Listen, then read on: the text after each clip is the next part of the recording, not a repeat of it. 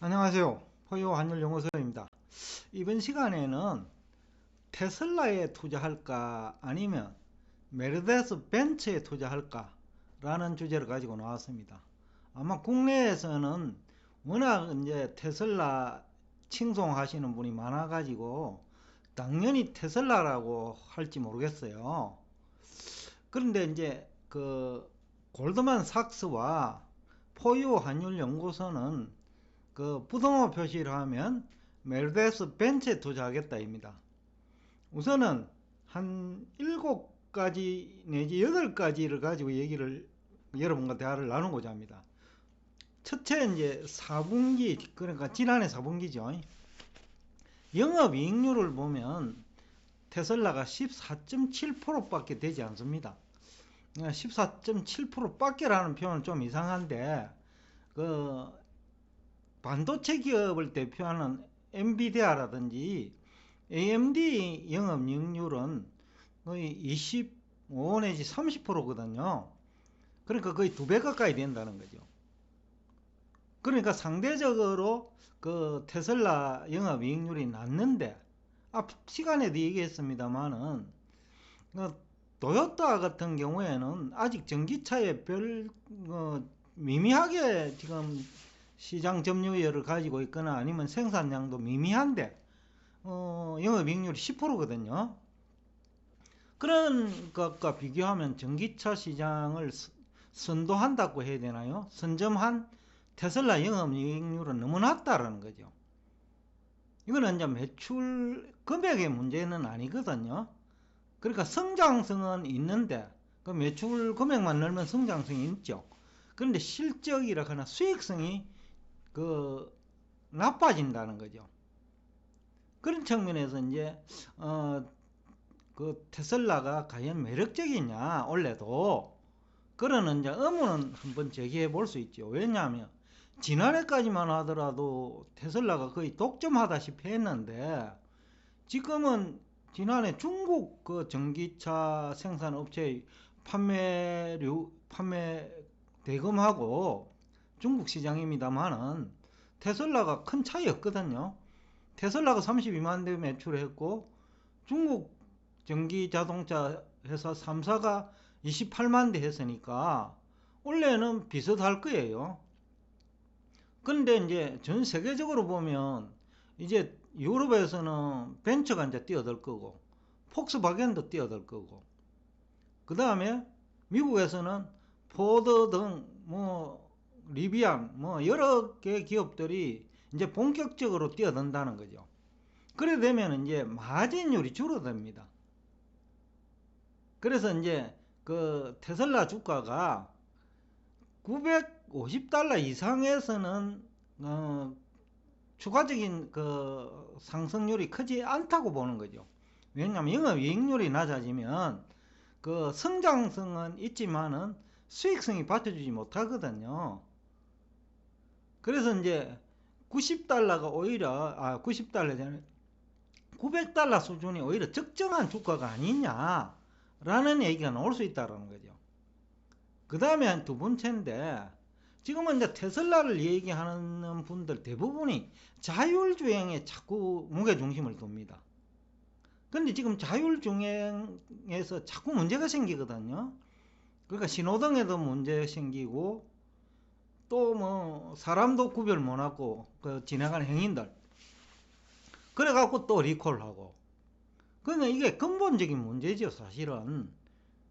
그러니까 어설픈 자율주행이라는 거죠 아직까지는. 그러면 차라리 검증받은 그 벤처 자동차가 낫지 않느냐는 거죠. 자율주행까지는 안 가더라도 신호등 문제 때문에 사고는 안 날 거고 또 유리창 앞에 성의 문제로 리콜 문제는 안 생긴다는 거죠. 검증받은 벤처는. 그런데 이제 지금 리비안이잖아요. 테슬라네요. 테슬라는 아직 이 문제가 해결 안 된다. 그냥 어설픈 자율주행을 너무 강조하는 것 같다. 그런 측면에서 그 자동차를 운전하는 입장이거나 아니면 그 성용하고 있는 그 성차하는 사람 입장에서는 어설픈 자율주행이 목숨을 앗아갈 수 있거든요. 그것도 본인의 목숨뿐만이 아니라 보행자나 또 신호등에 문제가 생긴다면 대형 사고가 생기죠. 그러니까 어설픈 자율주행보다는 벤처가 낫다라는 거죠. 최소한 그 앞 유리창의 신호성의 문제는 해결된다. 그리고 신호등에서 그 제대로 정차할 거다. 전기차는 똑같은 전기차인데 어설픈 자율주행보다는 검증받은 벤처가 낫다라는 거죠. 그 다음에 이제 벤처도 원래 본격적으로 전기차 생산을 확대하기로 했거든요.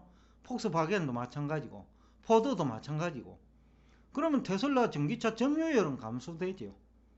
점유율이 감소된다는 것은 결국 경쟁이 치열하다는 얘기인데, 경쟁이 치열할수록 마진율은 낮아지죠.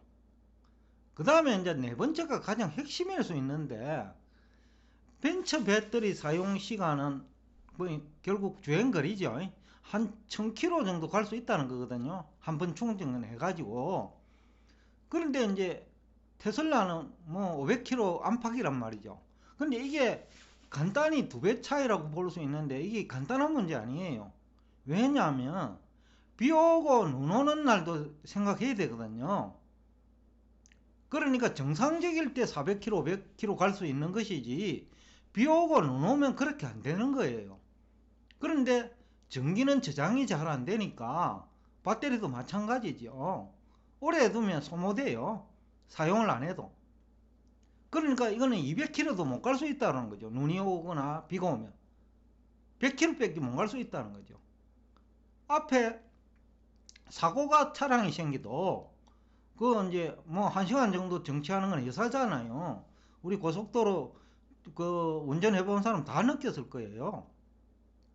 한 2시간 정체되는 거는 뭐 대반사기 때문에, 그러면 이게 가다가 서야 돼요. 배터리 문제 때문에. 이거는 굉장히 중요한 문제예요. 그런데 이거를 대부분 강조 안 하거든요. 이게 얼마나 중요한지 모른다는 거죠. 알면서도 얘기 안 하는 거라고 저는 보는데, 배터리 400kg를 가지고는 그거 못 가는 거예요. 그 눈 올 때나 비 올 때. 또 사고가 나도 앞에 그 배터리가 중간에 앵고 돼 버리죠. 그래서 이제 이게 이제 어떻게 보면 핵심 문제다. 그 다음에 5번째, 배터리 이제 가격이 이제 상승을 하면 전기차 수요는 감소하고 뭐 기존 경유차나 휘발유 수요가 오히려 증가할 수 있어요. 그러니까 이제 이것도 문제예요. 그러니까 벤처는 뭐 그게 가능하잖아요. 기존 그 내연기관차 생산이 가능하다는 거죠. 근데 그 테슬라는 전기차밖에 없으니까 여기에 수요가 감소하면 마진율은 더 감소하지요. 그러니까 이게 이제 경쟁력 측면에서 시사하는 바가 크다는 거죠. 그 다음에 또 하나는 내연기관차 생산 노하우는 전기차에도 통합니다.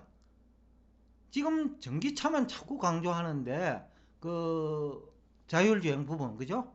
근데 내연기관에서 일어나는 자동차 앞 유리 문제가 해결이 안 돼가 성의 문제가 있으니 다른 자동차만 한 5,000개 부분도 그런 문제 있을 수 있는 거거든요. 그러니까 이제 그것도 생각을 해야 된다. 그런데 이제 벤처도 전기차 생산하고 뭐 폭스바겐도 하고 포드도 하고 뭐 다 하면 이게 경쟁력이 여태까지 밝혀지지 않은 그 문제점이 나올 수가 있겠죠. 지금은 전기차라는 이름에 다른 취약한 부분이 묻혀 있다고 보거든요. 그것이 대표적으로 성의 문제 때문에 리콜을 한 것이죠.